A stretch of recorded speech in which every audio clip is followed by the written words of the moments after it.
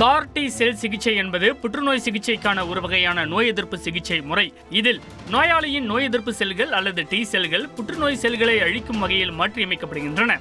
இந்தியாவின் மருந்து ஒழுங்குமுறை ஆணையத்தால் அங்கீகரிக்கப்பட்டதை அடுத்து ஐஐடி மும்பை மற்றும் டாடா மெமோரியல் மருத்துவமனையின் ஆராய்ச்சியாளர்கள் இந்தியாவின் முதல் உள்நாட்டு கார் டி செல் சிகிச்சையான நெக்ஸ்கார் 19 மருத்துவ சோதனை முடிவுகளை வெளியிட்டுள்ளனர். இது புற்றுநோய் சிகிச்சைக்கான மலிவு விலை சிகிச்சையாக மத்திய மருந்து தரக்கட்டுப்பாட்டு அமைப்பால் 2013 அங்கீகரிக்கப்பட்டது.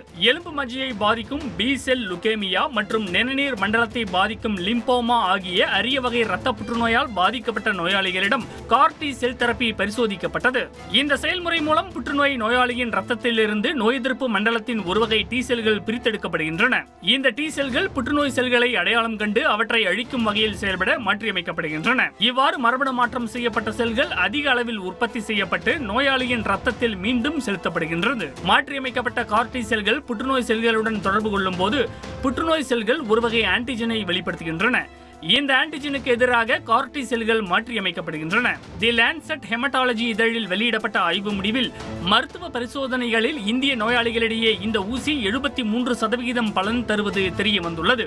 இது புற்றுநோய்க்கான இந்தியாவின் முதல் மரபணு சிகிச்சை. வழக்கமான புற்றுநோய் சிகிச்சைகளை போல் அல்லாமல் கார் டி செல்கள் உடலில் பல ஆண்டு காலம் நீடித்து புற்றுநோய் மீண்டும் வராமல் தடுக்க உதவுகின்றன. கோவையைச் சேர்ந்த புற்றுநோய் சிகிச்சை நிபுணர் டாக்டர் கிருபாசங்கரிடம் பேசினோம்.